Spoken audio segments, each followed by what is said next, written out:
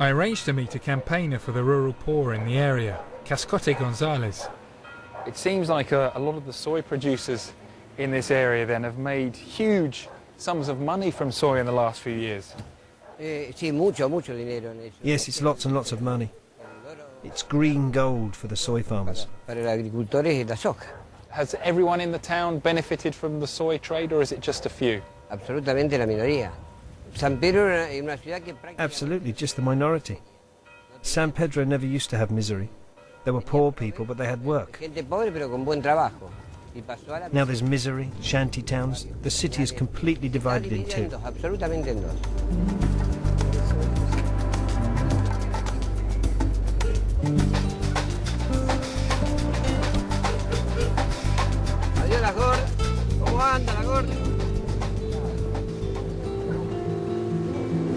Increasing production of soy to feed pigs and cattle for meat in the West and in China means that less land will be used for crops like wheat and corn. This increases the price of basic foodstuffs like bread and has a huge impact on the world's poor, as Cascote explained. The more soy that is grown in fertile countries which used to grow food for people, it's going to bring problems of hunger, not just for Argentina, but for the whole world.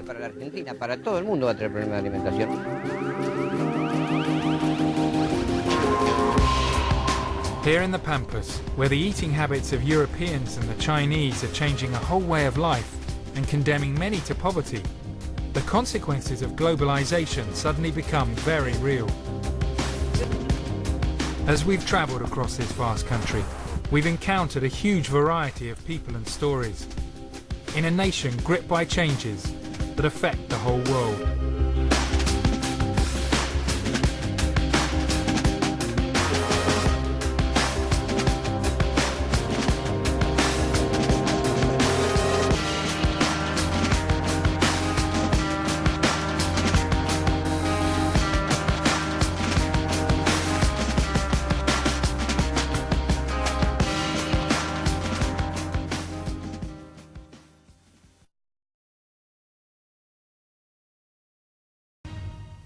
Argentina, vast country, small population. Half the nation's 40 million residents live in the capital, Buenos Aires, leaving many other parts of the country virtually deserted. So, how do you break down that isolation? Well, the Argentinian Education Ministry hopes that radio can provide the answer.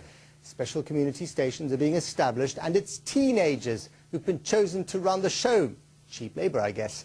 From the far south of Argentina on the Patagonian coast, our reporter Candice Peard has more.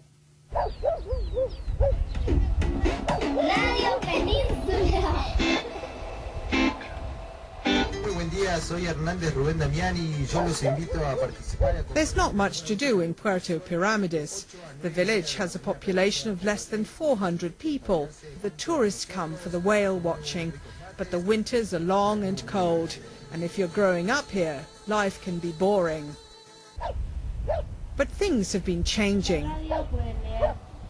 Backed by the Ministry of Education, there's a new radio in town playing 24 hours of sports, health, arts and interviews with lots of music in between. But this is no ordinary radio station. The technicians, the presenters and the reporters are all teenagers. So this is Peninsula School Radio in Puerto Pyramides in Patagonia, and it's a radio run by teenagers for the village. And as you can tell, it's a very small station. We've got Lautero here running the desk, small mixing desk, and you've got Vicky there reading stories to kids. And with me here is Eileen Evore Montero. She's one of the presenters of the children's show this afternoon. She's about to read a story to the children listening to the radio. My life has changed a lot. I've got things to do, more responsibility. I have to be on time. You have to be more organised. Many of the students have found a new confidence. These two 16-year-olds running the football news slot have won a scholarship to study sports journalism. Talking, that was the main problem.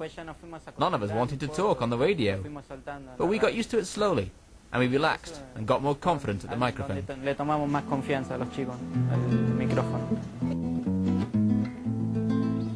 For others, the radio helped bring them back into the fold. Ruben here is a gifted guitar player. He dropped out of school, but he's back now, and he says the radio has opened new doors. Soy amante de la computadora. Yo lo tomaba como una diversión cuando estabas. I love computers, it's my main hobby. When I was alone I would make my own recordings, but the ideas were all for me. Now they say, we need a jingle, or can you edit this? And now I want to do this as a career. The adults are taking part too. Parents have found the radio as a great new communication tool. The other day I heard one mother rang into the radio to say, come home, your lunch is ready. We know so much more about each other now, and we've become a closer community.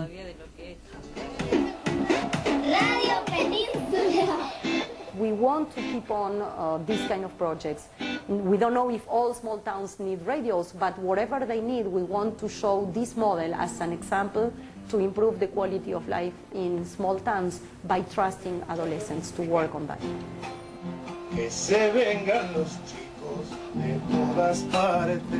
The government wanted this project to show the young people of Puerto Piramides new ways of thinking about the future. It seems to have done just that, and the arrival of radio has enriched the lives of their community and bound it closer together. Candice Piet, BBC News, Argentina.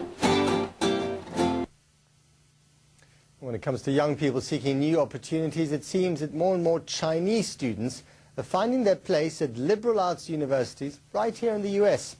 On our website, we have a special report looking at the rising trend, and you can hear from the students taking advantage of these new opportunities. The whole culture is so new to me, and this small campus really helped during my first year while I was adopting all of these new values that I didn't have in my own culture. And to hear the full report, simply go to bbc.com/World News America. Welcome back. The gaucho is to Argentina what the cowboy is to America. Hero of the 19th century novel, a fighter, a poet, a man as free as the wind on the Pampas plains. The gaucho is in fact the lonely tough guy. But as Candice Piet reports, they've become an endangered species in a world where economic reality impinges on even the most carefully tended national myth. Cattle ranching is an essential part of the Argentine economy. It's deeply ingrained in the culture. These heifers will provide top-quality beef for export and the Argentine table. And at the heart of the culture is the figure of the gaucho, the solitary cowboy celebrated in song and literature for hundreds of years.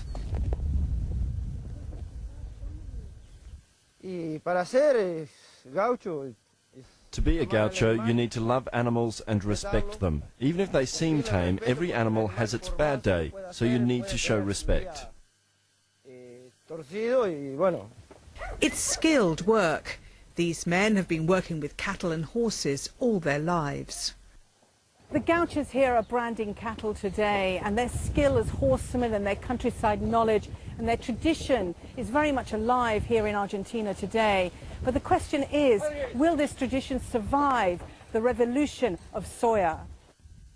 Over the last decade, Argentina has become the third largest exporter in the world of soya, mostly to China.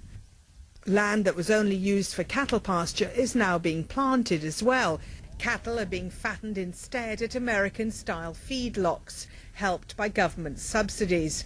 It's a faster turnaround for ranchers taking advantage of booming world soya prices. This year, 45% of all cattle in Argentina were finished off in feedlots like these. But the Association of Feedlots here in Argentina says that they expect that figure to rise to 60% in the next 5 years. And the impact is already being felt at the heart of rural life. The small town of San Antonio de Areco is a focal point for the gaucho tradition. Their annual parade is the highlight of the social calendar. Miguel Gomez has been working for 60 years as a gaucho. Every year he shows his horses at the festival. Soya is killing off gaucho culture. I look after 5,000 hectares, 3,000 are now soya. All of the good land goes to soya. I think a lot of our tradition and skills will die out. But for the younger generation, the changes in agriculture are saving rural jobs. Jonathan Greco works on a local feedlot.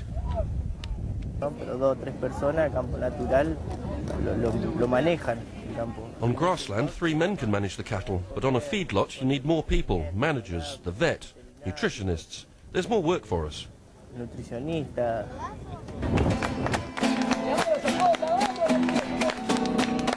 Like the American cowboy before him, the Argentine gaucho is having to change with the times.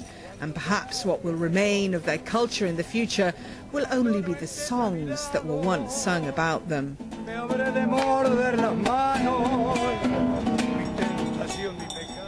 Candice Piet, BBC News, Buenos Aires. When it comes to the publishing industry in Latin America, Argentina is churning out the books at a rapid rate.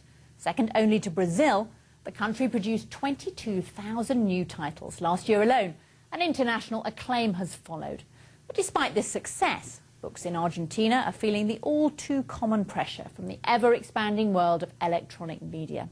So the city government of Buenos Aires has come up with a novel way to promote the art of reading. Candice Piet reports. This cafe in downtown Buenos Aires was, in the 40s, 50s and 60s, at the heart of literary life. Great writers would meet here at the Hotel Castelar. Now it's been chosen with 14 other cafes, all connected to Argentina's golden literary age, for a special city government scheme to promote reading. Over a cup of coffee, customers can choose a book from a specially published selection. We think that one of the most wonderful things about reading is sharing it with others. There is nothing more lovely than going to a cafe and meeting others who are reading the same thing you are and sharing what you felt about a poem or a book. Part of stimulating reading is stimulating this shared experience. But these are no ordinary airport thrillers. They're the collected works of one of Latin America's most brilliant and complex writers, Jorge Luis Borges, immortalized rather luridly here at the Café Tortoni. In Borges' time, Argentina was one of the most literate and educated countries in Latin America. But now only 10% of the population buys and reads books. So is this scheme going to go anywhere near helping the situation? Books all over the world are competing with the new electronic media, and Argentina is no different. And crisis after economic crisis has impoverished many. Books have become expensive luxuries. This initiative would only appeal to the people who already read, the well-educated middle-class people who dropped into the cafes and might find these books attractive. The thing is how to encourage other people, I mean, especially the lower classes and the people who have not such a wide access to education. How do we promote reading at that level? And that's a challenge we have to face. Borges loved to come to the Café Gato Negro, an old spice emporium, says his widow, Maria Kodama.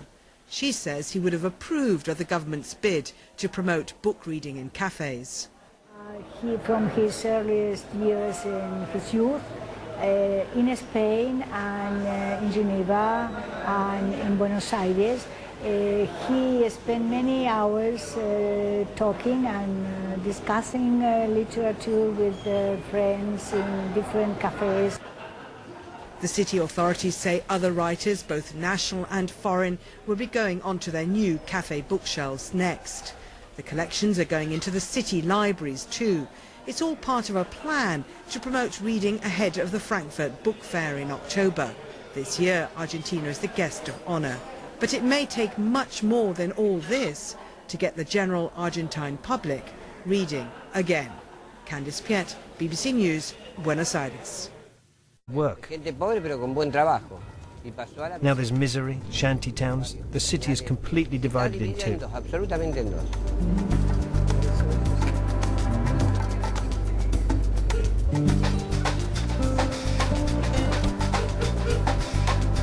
This is the price of basic foodstuffs like bread and has a huge impact on the world's poor. As Cascote explained, the more soy that is grown in fertile countries which used to grow food for people, it's going to bring problems. I arranged to meet a campaigner for the rural poor in the area, Cascote Gonzalez. It seems like a lot of the soy producers in this area then have made huge sums of money from soy in the last few years. Yes, it's lots and lots of money. It's green gold for the soy farmers. Has everyone in the town benefited from the soy trade, or is it just a few? Absolutely, just the minority. San Pedro never used to have misery. There were poor people, but they had...